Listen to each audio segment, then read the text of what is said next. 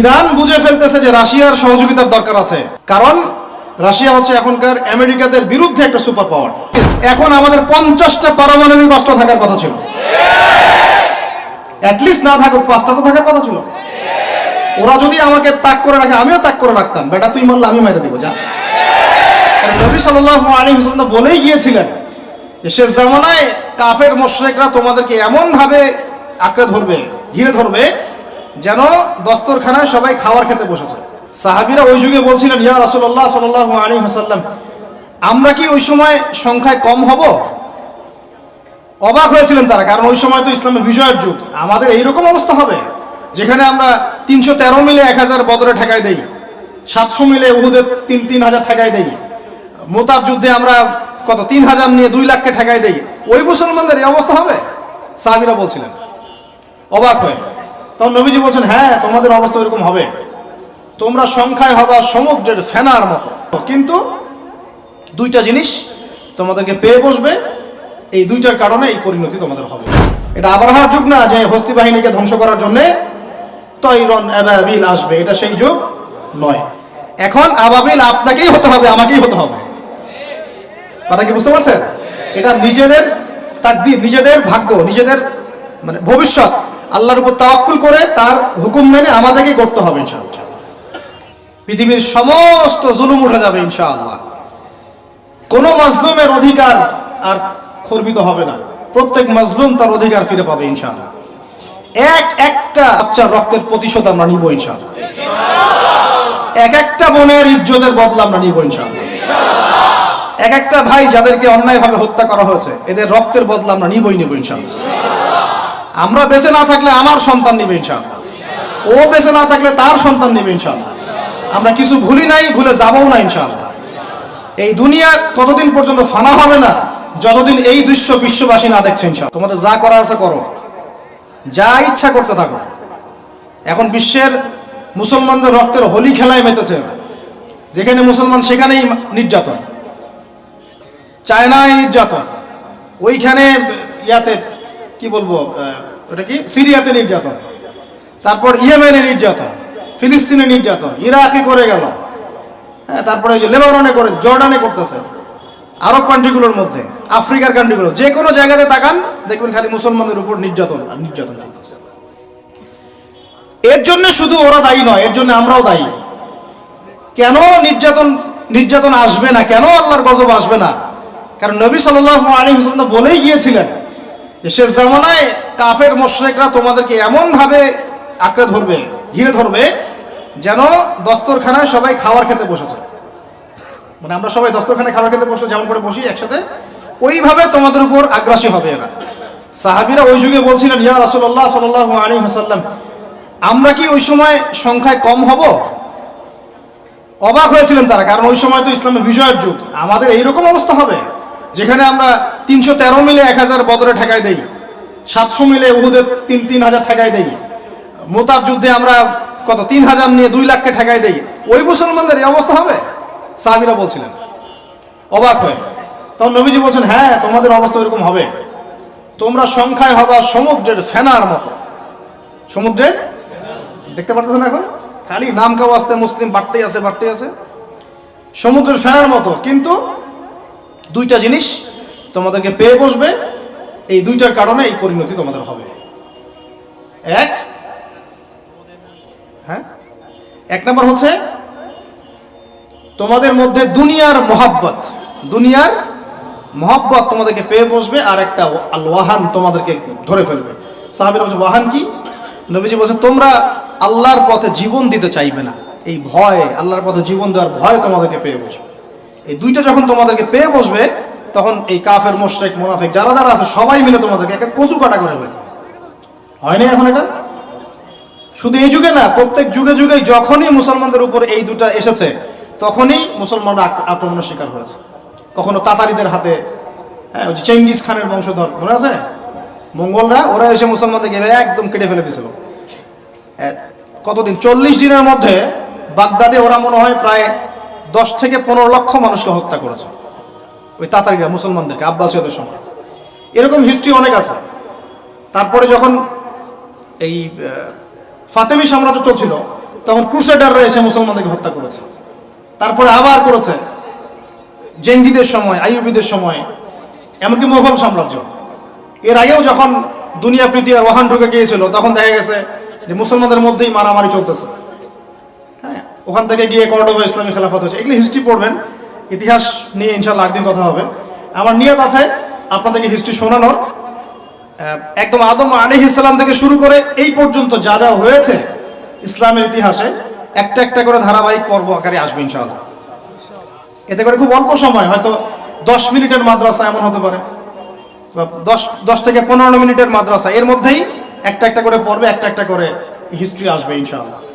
যদিও খুব টাফ এই কাজটা করা, এবং এটার জন্য অনেক ইনভেস্টমেন্টের দরকার, আল্লাহ পাক যেন সহজ করে দেন।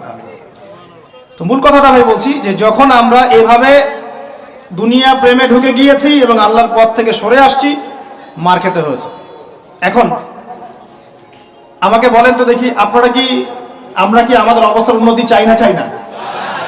এতক্ষণ যা বুঝালাম, এতে কি বুঝতে পারলেন যে দিন এখন শুধু একটা নিভু নিভু বাতির মতো জ্বলছে? গুটি কয়েক মানুষের মধ্যে হক সীমাবদ্ধ হয়ে যাচ্ছে। প্রবলেমগুলো কি আপনারা ফাইন্ড আউট করতে পারেন? প্রবলেমগুলো দেখেন। সারা বিশ্বে ইসলামিক কোনো খেলাফত আছে? ইসলামের কোনো ঐক্য আছে? একজন আমিরুল মুমিনিন আছে? একটা জামা আছে? একটা ইমারা আছে? আমাদের কি অর্থনৈতিক শক্তি আছে? ভিত্তিটা নাই। পুরো বিশ্বের রাজনৈতিক ক্ষমতাকে আমরা নিয়ন্ত্রণ করি না। পুরো বিশ্বের মিডিয়াগুলো কি আমাদের? এমনকি যেগুলোতে রেকর্ড করছেন, যে ফোন আপনার হাতে, সেটাও তাদের। এটাও কাদের? তাদের। পুরো বিশ্বের যে ফিলোসফিক্যাল থটসগুলো আছে, দর্শন, এই দর্শনগুলো আমাদের চলছে না ওদের চলছে? সব পশ্চিমা দর্শন চলছে না? এই যে নাস্তিকতা, কাদের দর্শন? আমাদের। এই যে সেকুলার কনসেপ্ট, কাদের দর্শন? আমাদের দর্শন। এই যে সো কল্ড ডেমোক্রেসি, কাদের দর্শন? আমাদের। এই যে ন্যাশনালিজমে আমরা ভুগছি, সবাই জাতি চিন্তা করি। মানে ওই ইয়েমেনে একটা মুসলমান মরলে আমার লাগে না, কেন লাগে না? ও তো ইয়েমেনি, আমি তো বাংলাদেশে।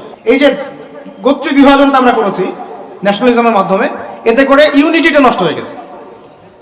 গোত্রে গোত্রে মানুষ থাকতে পারে, কিন্তু সবার মধ্যে একটা হৃদ্যতার বন্ড থাকতে হবে। এইটা ইসলাম দিয়েছিল। আনসার, মুহাজির, দুইটা আলাদা শব্দ না? দুইটা আলাদা বৈশিষ্ট্য, কিন্তু তারা কি আলাদা ছিলেন? একদম নিজের মায়ের পেটের ভাইয়ের চেয়ে বেশি, তাই না? এটা ইসলাম। আর আমরা যদি বলি আনসার এক গ্রুপ, মুহাজির আরেক গ্রুপ, আনসারকে মারলে আমার কি, আমি তো মুহাজির, মুহাজিরকে মারলে আমার কি, আমি তো আনসার, এই কনসেপ্টটা হচ্ছে একটা ন্যাশনালিজম কনসেপ্ট।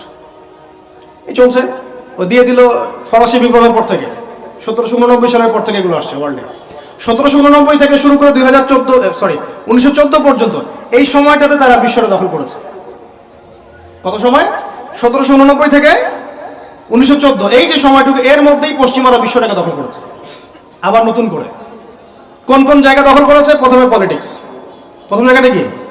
পলিটিক্স। তারপরে সামরিক শক্তি, ওদের মানে এক্সট্রাঅর্ডিনারি সামরিক শক্তি তারা বিশ্বকে দেখিয়েছে। আপনি যত কথা বলেন, একদম পারমাণবিক বোম রেখে দিব তাক করে, আর বেটা তুই কথা বলতে পারবি না, এরকম একটা অবস্থা। বিশ্বাস করেন ব্যাপারটা এরকম। পুরো জাতি নিয়ে আপনি একটা ঐক্যবদ্ধ শক্তি করতে চান, একটা মিসাইল, পারমাণবিক মিসাইল এরকম রেখে দিবে, এই বাড়াবাড়ি করো না বেশি, একদম দিব লঞ্চ করে, ব্যাস আপনি চুপ, একদম চুপ। কারণ ওইটা প্রতিহত করার তো আমার কাছে ওই নাই, ক্ষেপণাস্ত্র প্রতিরক্ষা সিস্টেম তো নাই। এখন আমি যদি বলি, আমার কথা কি মন খারাপ করবেন?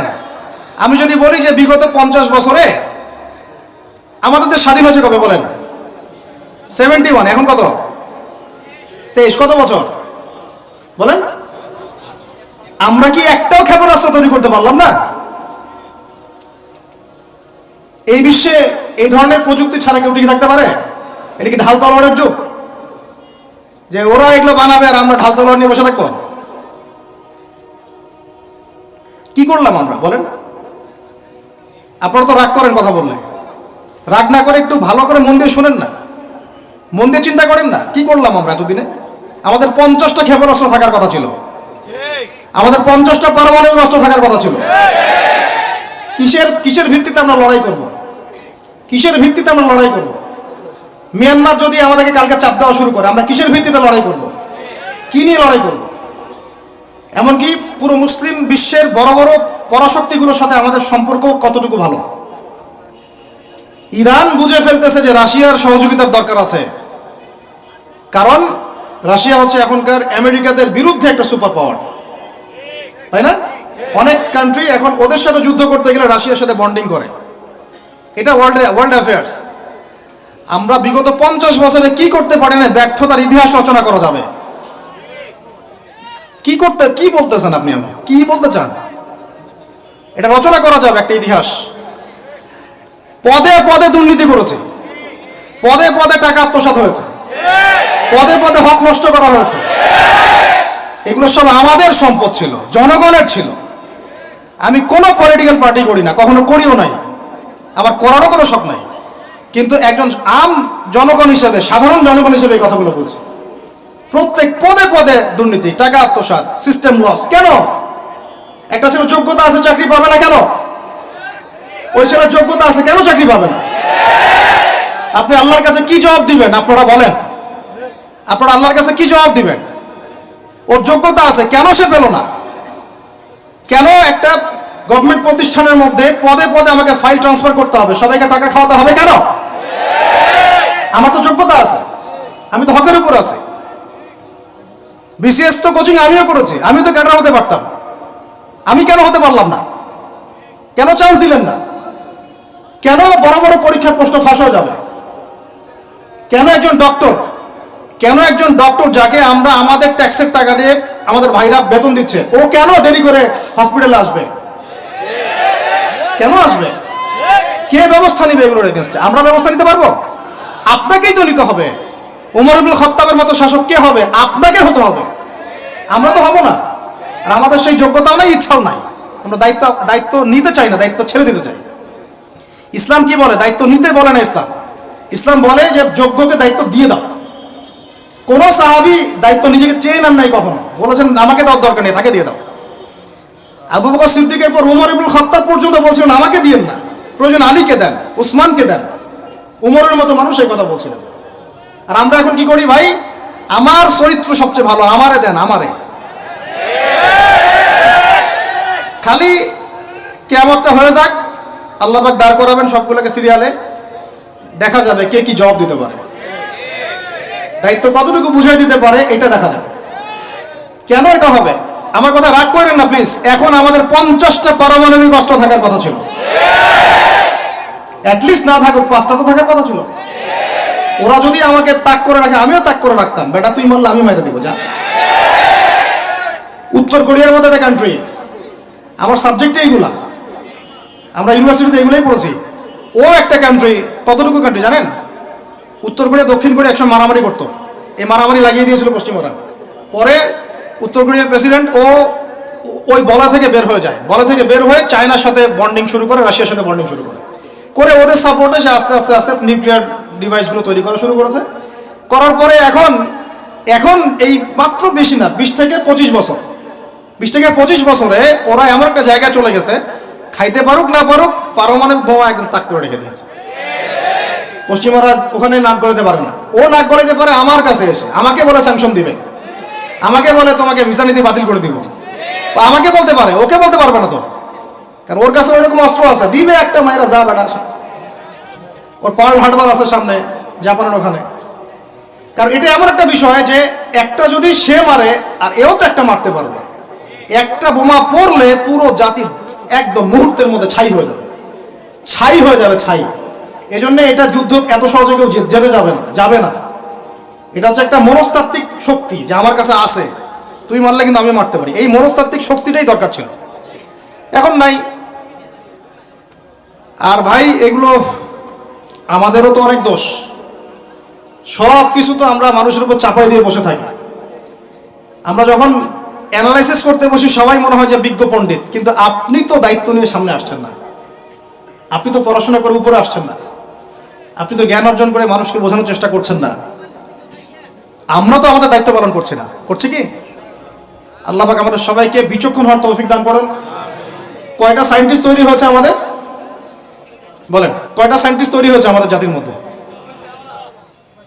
নাস্তিক তো ভুরি ভুরি তৈরি হচ্ছে। কয়টা সায়েন্টিস্ট তৈরি হয়েছে আমাদের ইউনিভার্সিটিগুলোর মধ্যে? কয়জন অর্থনীতিবিদ তৈরি হয়েছে ইউনিভার্সিটিগুলোর মধ্যে? আমিও তো পড়েছি ইউনিভার্সিটি।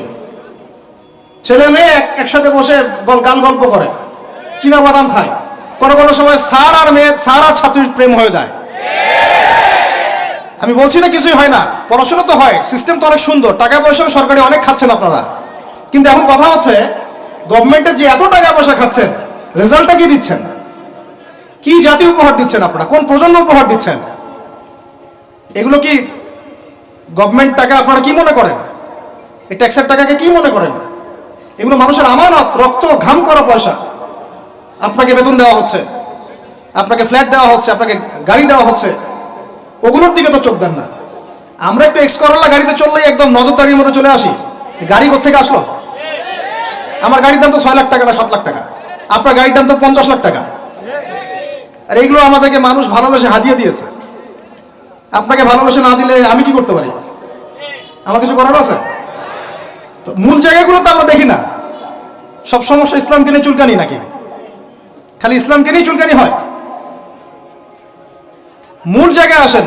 আমি বলেছি, চ্যালেঞ্জ করেছি, একটা মাঠের মধ্যে আপনি সমস্ত সেকুলার মহলের টিচারদেরকে একত্রিত করেন, আপনি উদ্যোগ নিয়ে করেন দেখি, করে সবার কোরআন তেলাওয়াত টেস্ট করেন। আমি চ্যালেঞ্জ করতেছি 10% কোরআন তেলাওয়াত ঠিক থাকবে না। তাদের হাতে আপনি একটা জাতি করতেছেন, তাহলে শিক্ষা তো এই অবস্থা হবেই। ব্যাংলাপ তো আপনাকে শিখাবে, আর কি শিখাবে?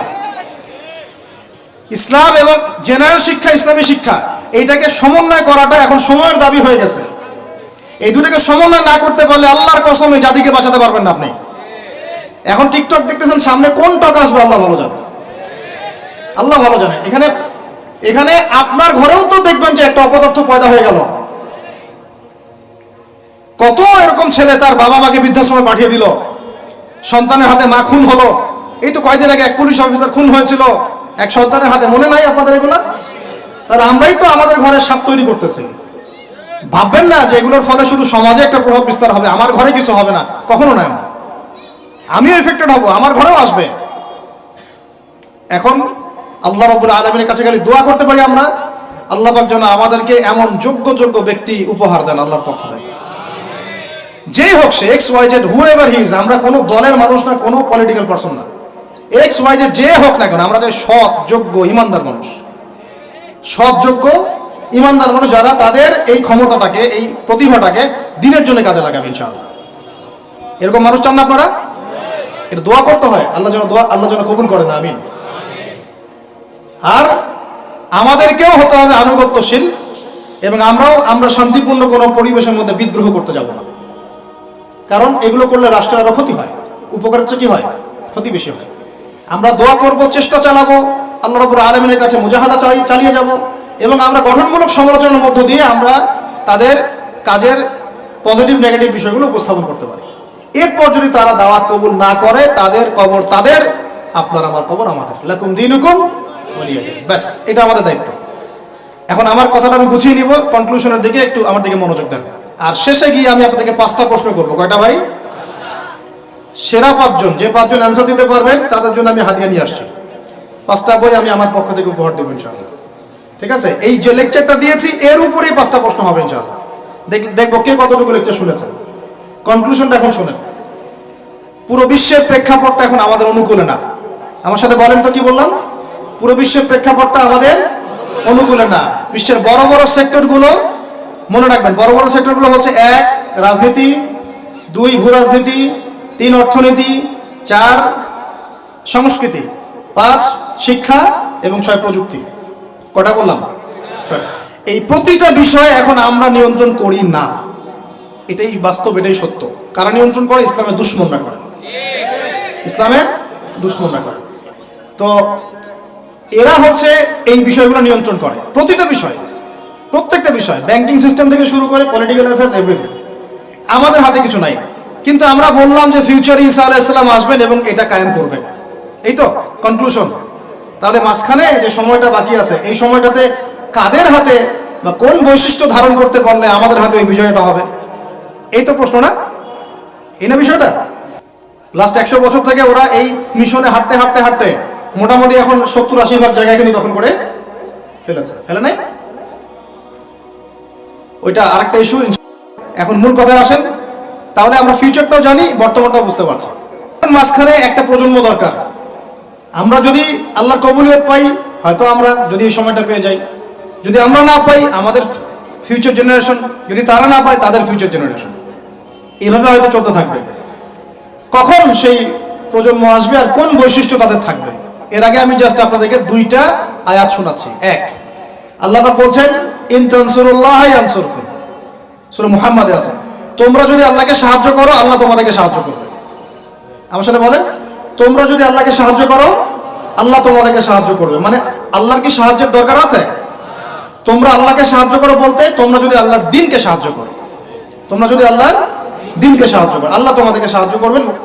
ওয়া ইউসাব্বিত আকদামাকুম, তোমাদের পা আল্লাহ পাক শক্ত করে দিবেন ইনশাআল্লাহ। একটা। দুই নাম্বার, ইন্নাল্লাহা লা ইউগাইয়িরু মা বিকওমিন হাত্তা ইউগাইয়িরু মা বিআনফুসিহিম, আল্লাহ পাক কোন কওমের কোন জাতির অবস্থা ততক্ষণ পর্যন্ত পরিবর্তন করেন না, সংশোধন করেন না, যতক্ষণ তারা নিজেরাই নিজেদের অবস্থা পরিবর্তনের চেষ্টা না করে। আয়াত তো পরিষ্কার। এখন তৈরন আবাবিল আসবে না, এসে ইসরায়েলে হামলা করবে না, পাথর নিক্ষেপ করবে না, এটা সেই যুগ না।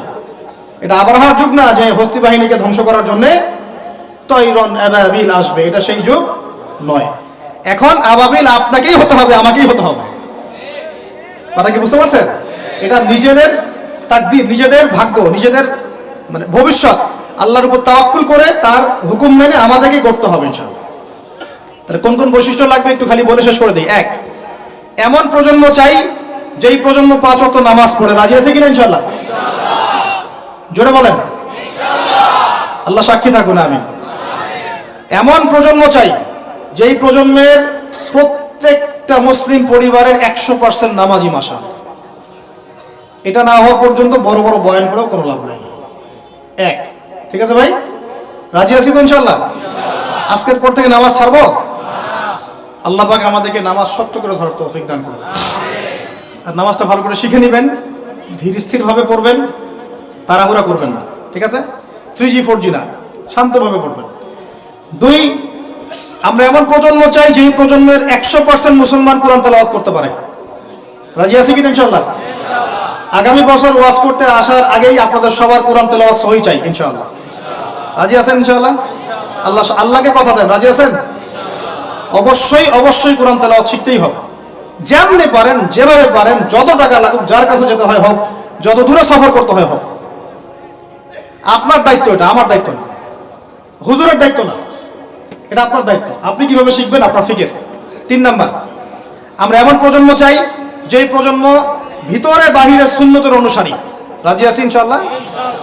সবার চেহারা দাঁড়িয়ে থাকবে ইনশাআল্লাহ? সবার সুন্নতি লেবাস থাকবে ইনশাআল্লাহ? সুন্নতের আমল থাকবে ইনশাআল্লাহ? সুন্নতের জিন্দেগি বই পাওয়া যায়, কিনবেন, প্রত্যেকটা কাজের সুন্নত দেখে নেবেন, ঠিক আছে ভাই?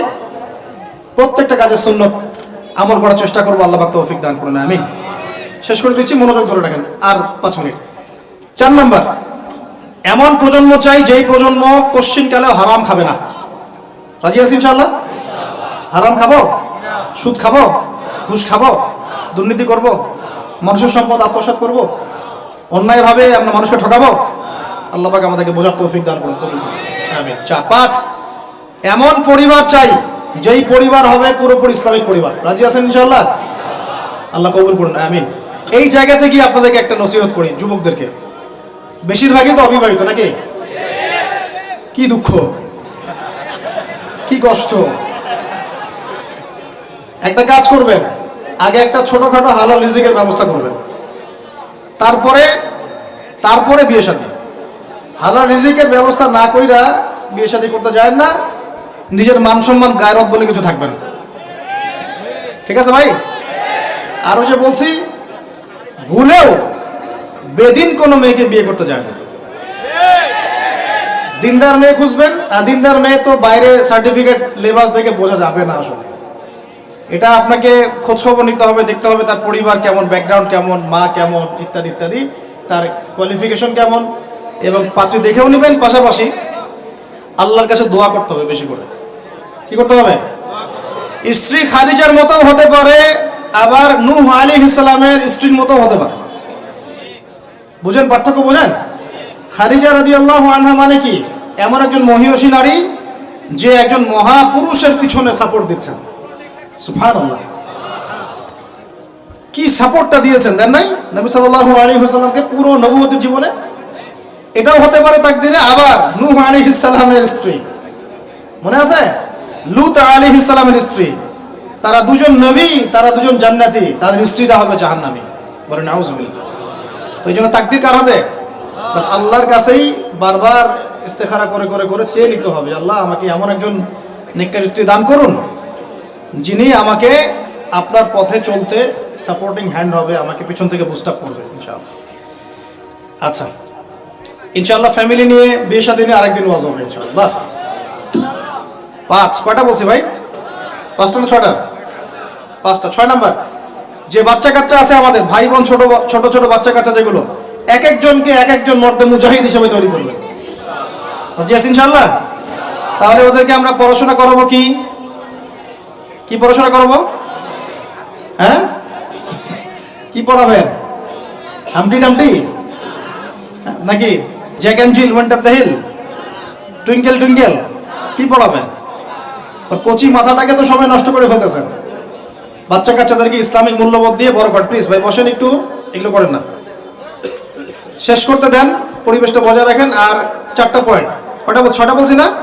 7 নম্বর হচ্ছে আল্লাহ পাক আমাদেরকে প্রতিভা দিয়েছেন না সবাইকে? কেউ লিখতে পারে, কেউ বলতে পারে, কেউ ব্যবসা ভালো বোঝে, কেউ ইন্টারনেট সেকশন ভালো বোঝে, এরকম আছে না? আল্লাহ পাক আপনাকে যা দিয়েছেন ওইটাকেই দিনের জন্য কাজে লাগাবেন। রাজি আছেন?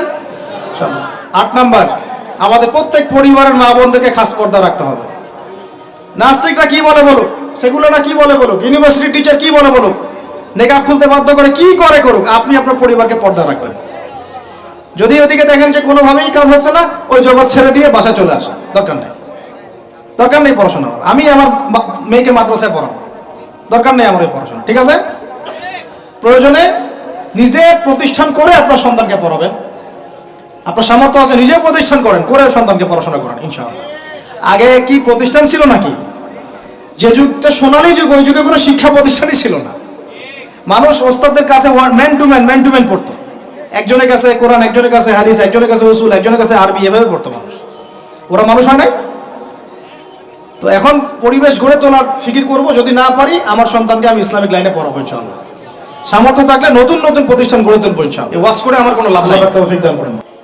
সাহাবীদের যুগে, যেই যুগে মুসলমানরা বিশ্বকে শাসন করেছিল, ওই যুগে একটা ঘর ছিল না যেই ঘরে এমন একজন মানুষ ছিল যে কোরআন তেলাওয়াত করতে পারতো না।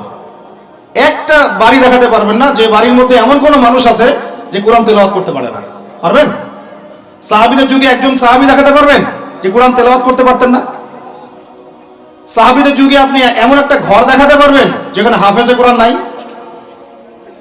সাহাবীদের যুগে আপনি দেখান, আমাকে দেখান, একটা বাড়ি দেখান যেখানে দ্বীনি ইলমের গভীরতা নাই এমন মানুষ আছে? পাবেন? ওই যুগে আমরা বিশ্বকে শাসন করেছিলাম।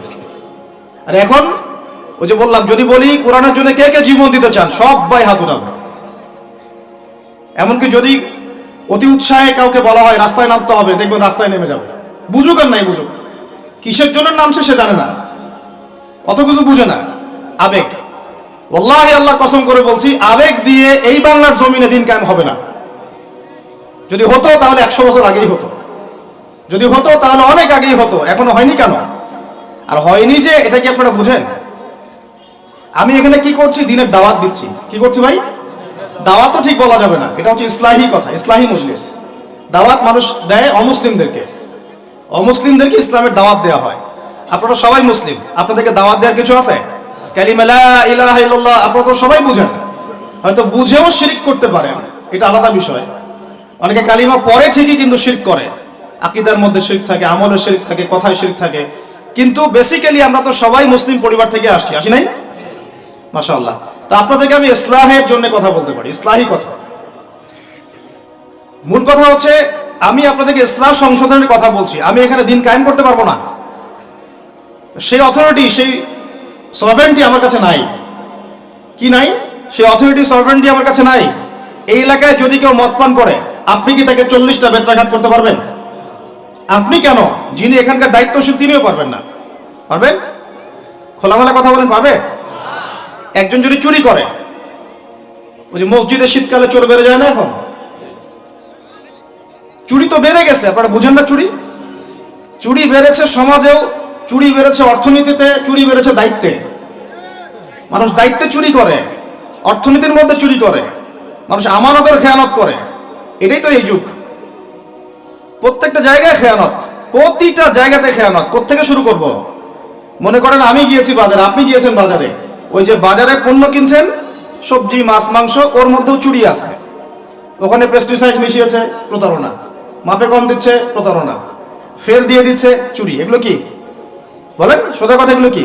চুরি, প্রতারণা। তো এবার এ যে প্রতারণা করে যে টাকাগুলো আমার কাছ থেকে নিল, ওই টাকা আবার অন্যায়ভাবে আর এক দল চাঁদাবাজ এসে নিয়ে গেল। জালেমের উপর জুলুম, জালেমের উপর জুলুম। ওই চাঁদাবাজরে আবার রাস্তায় আটকাইলো আরো বড় জালেম। তাদের আবার কিছু পোশাকও আছে, ঠিক আছে, ইউনিফর্ম। তো সে আবার ওখান থেকে, তার কাছ থেকে আবার সে খেলো। সে খেলো, সেও পার পেলো না। তার বড়জন যে, সে আবার ওর কাছ থেকে খেলো। এই করতে করতে করতে করতে টপ টু বটম সবই চোর। টপ টু বটম সব কি? এখন চুরির শাস্তি কি? কোরআনে আল্লাহ পাক বলছেন সূরা মাঈদার মধ্যে, ওলামায়ে কেরাম আছেন, আপনারা পরে জেনে নেবেন। এই ওয়াজ মাহফিলে সব কিন্তু টু দা পয়েন্ট আপনার বলা যাবে না, আয়াতগুলা সময় পাওয়া যায় না। এটা হচ্ছে একটা আপনাকে বুস্ট আপ করতে পারি, ধরিয়ে দিতে পারি খালি। চোর ছেলে হোক আর মেয়ে হোক, হাতটা কবজি পর্যন্ত কেটে ফেলবে। কি পর্যন্ত? এটা আমি জাস্ট আপনাকে বলতে পারবো। এখন কোরআনে আছে, হাদিসে আছে, আমি খেলে আপনাকে বলতে পারবো, আপনি শুনলেন, এতটুকুই। কিন্তু আপনাকে সর্বোচ্চ ক্ষমতা দিলে আপনি এটা করতে পারবেন না। এখন এটা সামনে আসবে, এটা আমরা জানি। এখনকার সময়টা কঠিন, এটাও আমরা জানি। মাঝখানে একটা প্রজন্ম তৈরি হবে ইনশাআল্লাহ, এটাও আমরা জানি। যেই প্রজন্ম আমাদের মতো টিকটক প্যারালাইজ প্রজন্ম হবে না। যেই প্রজন্ম ইনশাআল্লাহ তাআলা কোরআন সুন্নাহকে হাতে নিয়ে ওদেরকে চ্যালেঞ্জ করবে।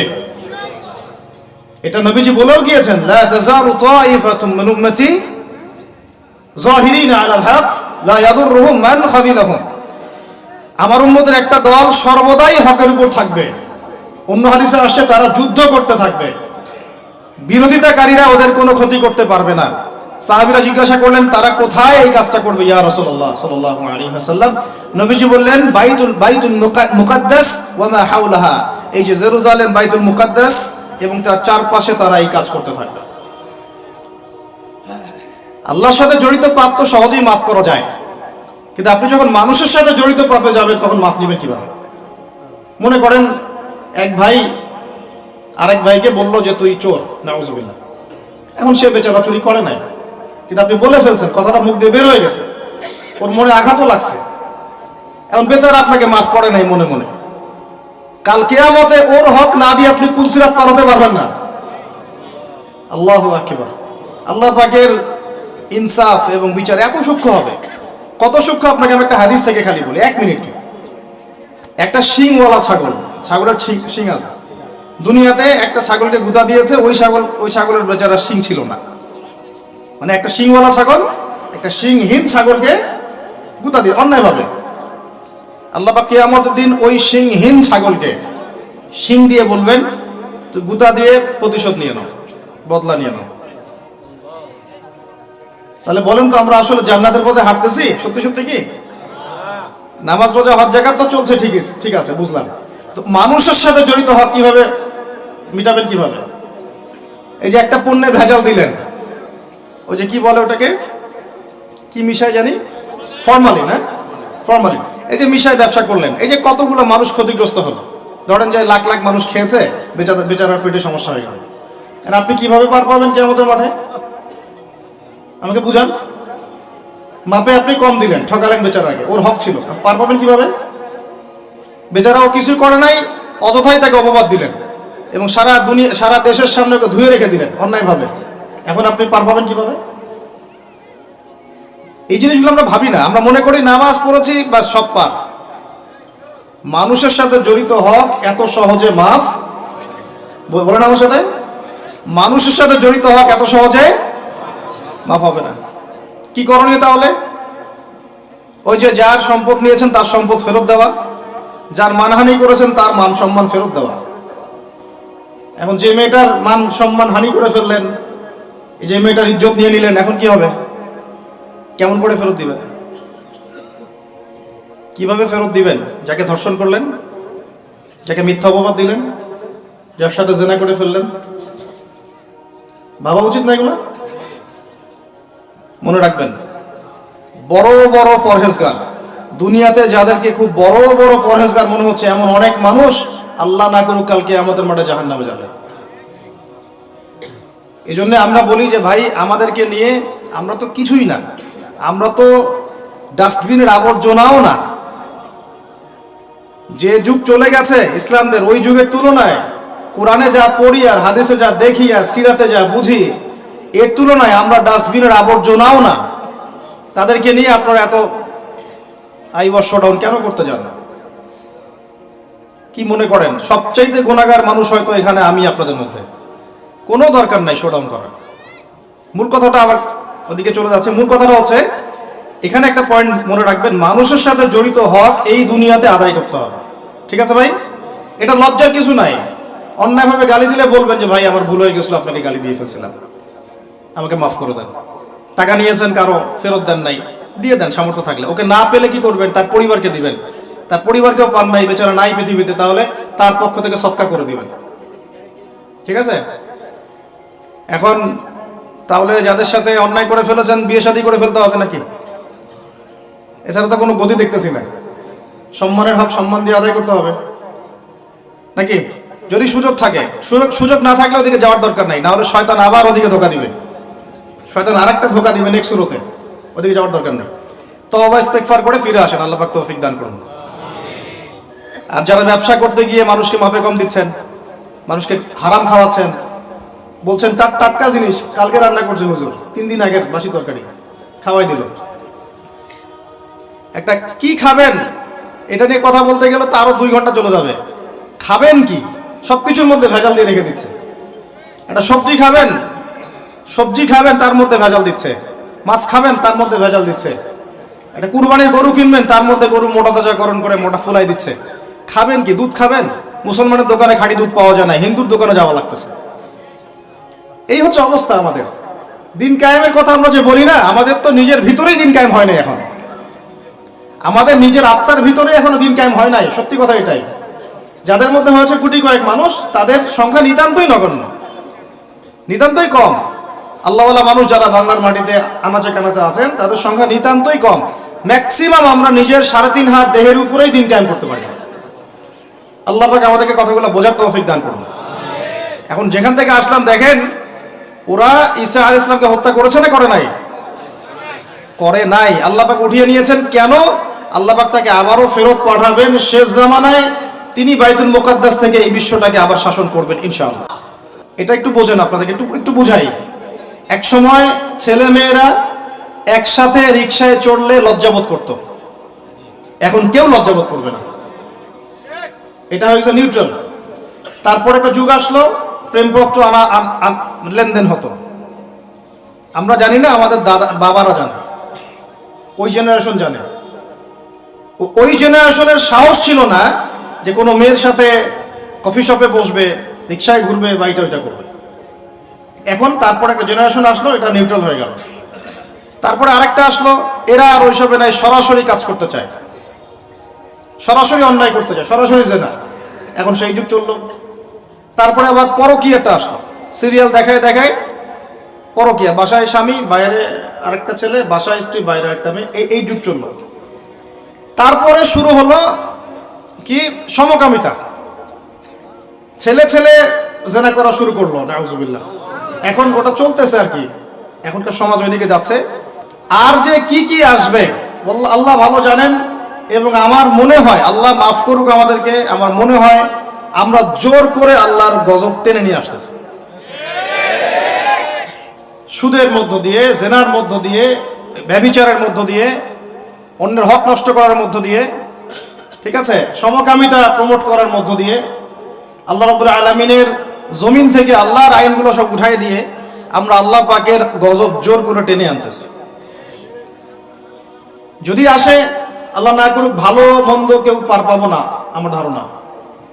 কারণ সেই ভালোদের উপরে গজব আরো বেশি আসবে যারা হক চিনেও মানুষকে চেনায় নাই, যাদের কাছে কোরআন সুন্নাহর জ্ঞান ছিল হক যারা চিনত কিন্তু মানুষকে সতর্ক করে নাই, ওদের উপরে আরো বেশি করে গজব আসবে। আল্লাহ পাক হেফাজত করুন। আমি মূল কথাটাই চলে আসি আবার ফিরে। আমি আপনাদেরকে ইসলাহের কথা বলছি, এখানে কায়েম নাই। কি নাই? যেটা বলছিলাম হাত কেটে ফেলা, আপনি সেটা করতে এখন পারবেন না। যদি কেউ ব্যভিচার করে, বিবাহিত মানুষ, শাস্তি কি? অনেকে জানেই নাই। রজম করতে হয়। কি করতে হয়? মাটিতে অর্ধেক কোমর পর্যন্ত পুঁতে ফেলে পাথর নিক্ষেপ করে হত্যা করবে, এবং একদল মানুষ তা দেখবে। একদল মানুষ যে দেখবে, শাস্তি অবলোকন করা, এটা ইসলাম কোরআনে নতুন করে নাজিল করে নাই। প্রাচীন গ্রিক দর্শনগুলো পড়ে দেখবেন, ওই অ্যারিস্টটলদের যুগ যেটা ছিল, ওই যুগেও শাস্তি সামাজিকভাবে দেওয়া হতো, সবাইকে দেখিয়ে দেওয়া হতো। এতে একটা ভালো ইম্প্যাক্ট পড়ে। কেমন ইম্প্যাক্ট পড়ে? যদি চোরের হাতটা কাটেন আর সবাই দেখে 10 জন, ওই 10 জন জীবনে কাজ করতে যাবে না। আল্লাহ পাক সেই বিধানটা রেখে দিয়েছেন। আর প্রাচীন গ্রিকের যে দর্শন, এটা বিকৃত, কিন্তু ওই সভ্যতার মধ্যেও তো আল্লাহর নবী এসেছিলেন, আসেন নাই? এমন কোন সভ্যতা নাই যার মধ্যে আল্লাহ পাক নবী পাঠান নাই। তাহলে এই হিন্দু ভাইরা নিঃসন্দেহে তাদের কাছেও কোনো না কোনো নবী আসছিল, তাদের শিক্ষা থেকে তারা হয়তো বের হয়ে গেছে। ইহুদিরা, ওদের কাছে নবী আসে নাই? আসছে, ওরা শিক্ষা থেকে বের হয়ে গেছে। খ্রিস্টানরা, তাদের কাছে নবী আসে নাই? এসেছে। চাইনিজ সভ্যতায়, ওখানেও হয়তো কোনো নবী এসেছে। আল্লাহ পাক বলেছেন ওয়ালিকুল্লি কওমিন হাদ, প্রত্যেকটা কওমের মধ্যে আমি নবী পাঠিয়েছি। প্রত্যেক কওমে, তার মানে এই সভ্যতা যতদিন থেকে ঘুরছে পৃথিবী, আদম আলাইহিস সালামের পর থেকে, কোন প্রত্যেকটা স্থানে, কালে, পাত্রে আল্লাহ রাব্বুল আলামিন নবী পাঠিয়েছে। তাদের মধ্যে কেউ ছিলেন নবী, কেউ ছিলেন রাসূল। এই তো, তার মানে সবার কিন্তু একটা মৌলিক শিক্ষায় মিল থাকবে। এই জন্য মানুষের ফিতরতগত একটা মৌলিক শিক্ষা ভিতর থেকে চলে আসে যে আল্লাহ ছাড়া কোনো ইলাহ নাই। এটা কিন্তু সবাই বিশ্বাস করে একজন উপরওয়ালা আছে। দেখবেন সবাই বিশ্বাস করে, সব ধর্মের লোকই বলে যে উপরওয়ালা একজন আছে। আপনি তার ক্ষতি করলে বলবে যে উপরওয়ালা দেখবে, আল্লাহ না বললেও বলবে কি উপরওয়ালা দেখবে। তো মূল কথাটা হচ্ছে যে এই যে শাস্তি দেওয়ার বিধান, এটা আল্লাহ পাক নতুন করে এখানে নাজিল করেন নাই। প্রকাশ্যে শাস্তির বিধানটা আগেও ছিল এই বিশ্বের মধ্যে, প্রাচীন গ্রিক রোমান সভ্যতার মধ্যে এটা ছিল। এই বিধান যদি সবাই দেখে, তাহলে কি পাপ বাড়বে? হত্যাকাণ্ড বাড়বে না কমবে? এখন আমাকে বলেন তো, বর্তমান প্রচলিত যে বিষয়গুলো চলছে পুরো বিশ্বে, আমি বাংলাদেশ নিয়ে কথা বলি না খুব একটা, কারণ আমাদের চিন্তা বিশ্ব নিয়ে। কি নিয়ে? আল্লাহ পাকের, আমার এটা কি ভৈরব না? আল্লাহ পাকের ভৈরবের কোনো পরোয়া নাই তো। আল্লাহ পাকের ঢাকার কোনো পরোয়া নাই, আল্লাহ পাকের বাংলাদেশের কোনো পরোয়া নাই, আল্লাহ পাকের পাকিস্তানের কোনো পরোয়া নাই। আল্লাহ রাব্বুল আলামিনের কোনো দেশের মানুষের উপর আল্লাহ পাকের কোনো পরোয়া নাই। আল্লাহ সুবহানাহু ওয়া তাআলা চাইলে ইসলাম ইয়েমেনে কায়েম করতে পারেন, সিরিয়াতে করতে পারেন, অস্ট্রেলিয়ায় করতে পারেন, ওই আমেরিকায় করতে পারেন, রাশিয়াতেও করতে পারেন। কার খাতে ক্ষমতা? আল্লাহ পাকের কোনো পরোয়া নেই আমাদের। আমরা যদি আমাদের কাজ ঠিকঠাক মতো করি, আমরা সফল হব। যদি না করি, আমাদের লস, আল্লাহ রাব্বুল আলামিনের লস বলতে কিছু নাই। আছে? আল্লাহ পাকের কিচ্ছু যায় আসে না, আমরা জাস্ট একটা সুযোগ পেয়েছি মাত্র। আপনি সেজদা করেন বা না করেন। একজন আলেম আমাকে বলেছিলেন, ওনার কাছে দার্স নিচ্ছিলাম, তিনি বলছিলেন যে এই যে রাস্তার মধ্যে আমরা যখন হাঁটি, একটা পোকা পড়ে আছে, ধরেন একটা ফল পড়ে আছে, ফলের মধ্যে পোকা ধরে গেছে। বাজার করতে গিয়েছেন, একটা ফল দেখছেন, ওর মধ্যে পোকা পড়ে গেছে। এমনকি আমরা ওয়াশরুমে যাই, ওয়াশরুম যদি মাইক্রোস্কোপ দিয়ে দেখেন ব্যাকটেরিয়া আছে না নাই? আছে না? ওরা পর্যন্ত আল্লাহর তাসবিহ পাঠ করে, সুবহানাল্লাহ। তো আল্লাহ পাক তো আমার নামাজের মুখাপেক্ষী না, আল্লাহ পাক তো আপনার নামাজের মুখাপেক্ষী না। আপনি পড়ছেন না, আপনি হতভাগা। এই আসমান জমিনের সবাই আল্লাহর তাসবিহ পাঠ করছে। আমার আল্লাহ এত বড়, আমাদের আল্লাহ এত বড়, এত মহান, পুরো মহাবিশ্বের সমস্ত সৃষ্টি আল্লাহর তাসবিহ পাঠ করছে।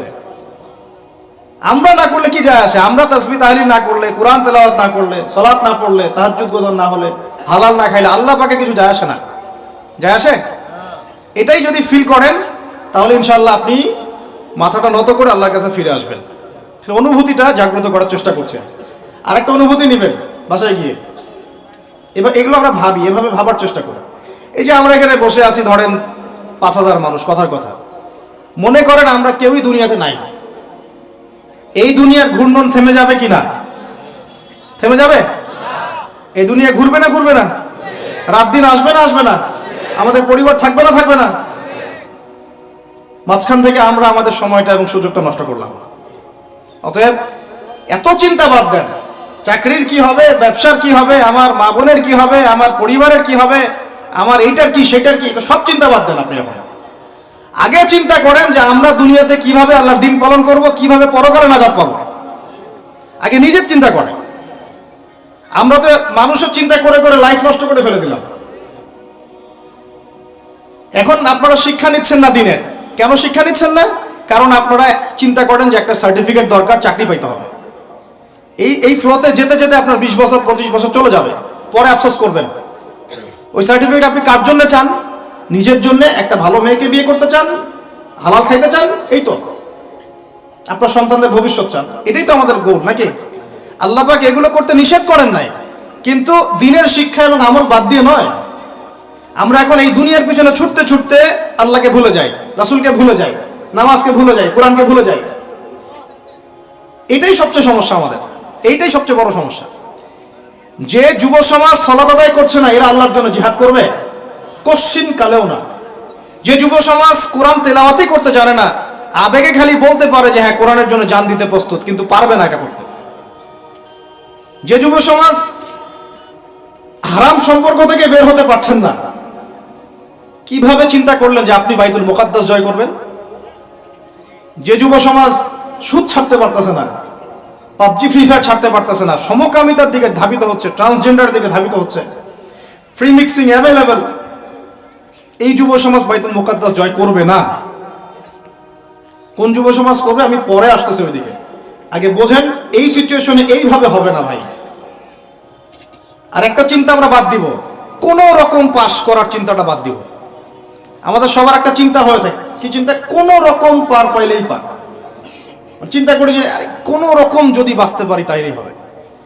সাহাবায়ে কেরাম এইভাবে চিন্তা করতেন না, তাবেঈন এইভাবে চিন্তা করতেন না, তাবেঈন, চার ইমাম, আমাদের খোলাফায়ে রাশিদিন, আইম্মাতুল মুজতাহিদ, তারা এইভাবে চিন্তা করতেন না। তারা চিন্তা করতেন আমি মানে নর্মাল মুসলিম হব না, আমি এক্সট্রা অর্ডিনারি মুসলিম হব।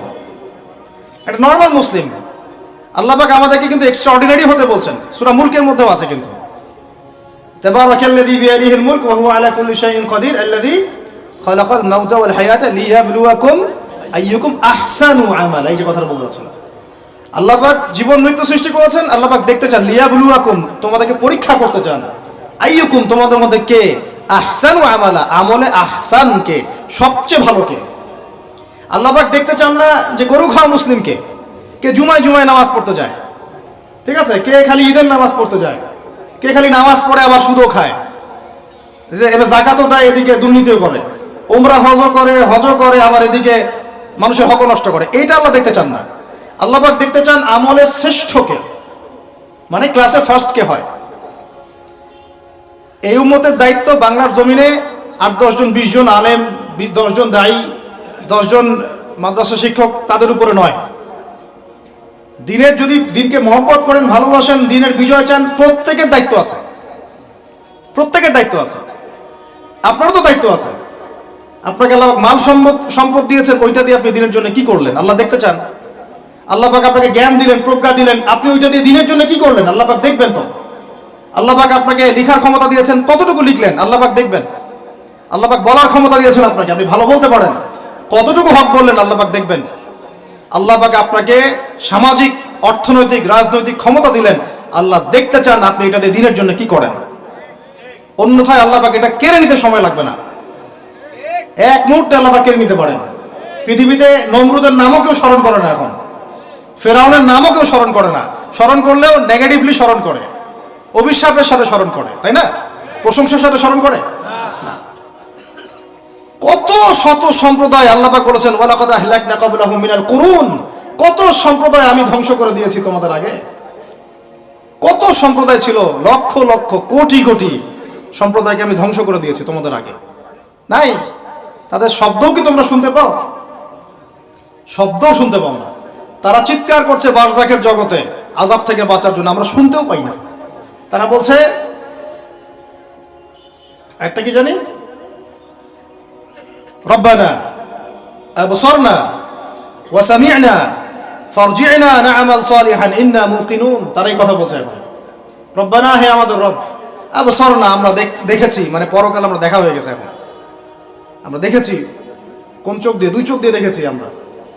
ওয়া সামি'না, শুনলাম, মানে যা আপনি বলেছেন আমরা শুনেছি, এখন শুনেছি, দেখেছি। ফারজি'না, আমাদেরকে একটু কাইন্ডলি ফিরায় দেন দুনিয়াতে। না'মাল সালিহান, ওই যে বলছি আমল সালেহ করে আবার ফিরে আসবো। ইন্না মুকিনুন, আমাদের ইয়াকিন হয়ে গেছে। কে বলছে এরা? যত কম পৃথিবীতে ধ্বংস হয়েছে আল্লাহর আযাবে, গজবে, আল্লাহ বিরোধিতায়, তারাই কথা বলছে। তাহলে কিসের বড়াই? বড়াইয়ের অহংকারের জায়গা আছে? মানুষের অহংকার শোভা পায়? মানুষের মতো ক্ষুদ্র তুচ্ছ সৃষ্টির অহংকার শোভা পায়? 2 দিন পাতলা পায়খানা দিলে বাস শেষ মানুষ, একটা ডেঙ্গু জ্বর দিলেই শেষ। এই যে ঢাকার শহর বস্তুবাদী হয়ে যাচ্ছেন দিন দিন, পুরো পশ্চিম আদলে এক ঝাঁকুনিতে 50 লাখ মানুষ মরতে পারে, এক ঝাঁকুনিতে, খালি 5, 6, 7 মাত্রার মানুষকে আল্লাহ পাক ছোট্ট একটা ক্যান্সারের ভাইরাস দিয়ে শেষ করে ফেলতে পারেন, সামান্য একটা মহামারীর বাতাস দিয়ে লাখ লাখ মানুষকে মারতে পারেন। মানুষের অহংকার শোভা পায়? কোন মানুষ নামাজ পড়ে না চিন্তা করেছেন? যে মানুষের হৃদস্পন্দন, শ্বাস আল্লাহ নিয়ন্ত্রণ করছেন, একটু শ্বাসকষ্ট হলেই হাসপাস উড়ে যায়। বড় একজন আলেম তেলাওয়াত করছেন, কোরআন তেলাওয়াত, নামাজে আমরা পিছনে নামাজ পড়ছি, শ্বাসকষ্টের কারণে তেলাওয়াতের পুরো আয়াতটা তেলাওয়াত করতে পারেন না, থেমে থেমে তেলাওয়াত করতে হয়। তখন আমার মনের মধ্যে চিন্তা আসলো, সুবহানাল্লাহ, এত বড় আলেম, আল্লাহ পাক তাকে এভাবে শ্বাসকষ্ট দিয়ে পরীক্ষা করছেন, অথচ আল্লাহ পাক আমাকে এখান থেকে মুক্ত রাখছেন, আমি তো তার মতো তেলাওয়াতও করি না। কত মানুষ পঙ্গু হয়ে পড়ে আছে, ওই অবস্থায় আল্লাহর ইবাদত করতেছে। কত মানুষের চোখ নাই, হাফেজে কোরআন হয়ে বসে আছে, মুফতি হয়ে বসে আছে, আছে না? তাই নেয়ামতের কথা স্মরণ করেন, আল্লাহ পাকের নেয়ামতগুলো স্মরণ করেন, বোঝার চেষ্টা করেন। আল্লাহ পাক সূরা দুহা এটাই বলছেন, সূরা দুহার শেষে আল্লাহ পাক এটা বলছেন, আলাম ইয়াজিদকা ইয়াতীমান ফাআওয়া, তোমাকে আমি ইতিম অবস্থায় পাই নাই, আশ্রয় কি দেইনি? ওয়া ওয়াজাদাকা দাল্লান ফাহাদা ওয়া ওয়াজাদাকা আইলান ফাআগনা فأما اليتيم فلا تقهر وأما السائل فلا تنهر وأما بنعمة ربك فحدث। তুমি আল্লাহ পাকের যে নিয়ামতগুলো আল্লাহ দিয়েছেন এগুলো মানুষকে বর্ণনা করতে থাকো, বলতে থাকো, খালি উপলব্ধি করেন যে আল্লাহ পাকের কত নিয়ামতে আপনি আছেন, বাস, আর কিচ্ছু লাগবে না। আর আপনি আমি না থাকলে দুনিয়া থেমে থাকতো না, সব চলতো। তাহলে কিসের জন্য, কাদের জন্য আমরা এই হায়াত এবং সময়, রুজি, এনার্জি, যৌবন নষ্ট করছি? ভাই আমাকে বলেন, কাদের জন্য করছেন? যে আল্লাহর হাতে আপনার প্রাণ, একটু প্রেশার আপ ডাউন করলেই শেষ, একটু শ্বাসকষ্ট হলেই শেষ, একটু মহামারী দিলেই মাস শেষ। সেই মানুষ নামাজ পড়ে না, সেই মানুষ যাকাত দেয় না, সেই মানুষ বলছে যে পর্দা এই যুগে চলে না, ওই যুগে চলতো। সেই মানুষ মুসলমানদেরকে বলছে এরা এখন মৌলবাদী হয়ে যাচ্ছে। সেই মানুষের সারাদিন কাজ প্রোপাগান্ডা হচ্ছে, ইসলামের বিরুদ্ধাচরণ করা, প্রিন্ট মিডিয়া দিয়ে, ইলেকট্রনিক মিডিয়া দিয়ে, ইত্যাদি ইত্যাদি। কোন মানুষের? যেই মানুষের এতটুকু ক্ষমতা নাই যে নিজে আগামীকালের খবর নেবে, নিজে আগামীকালের খবর নেবে, এইটুকু ক্ষমতা যে মানুষের নাই, সেই মানুষ আজকে এই কাজ করে বেড়াচ্ছে।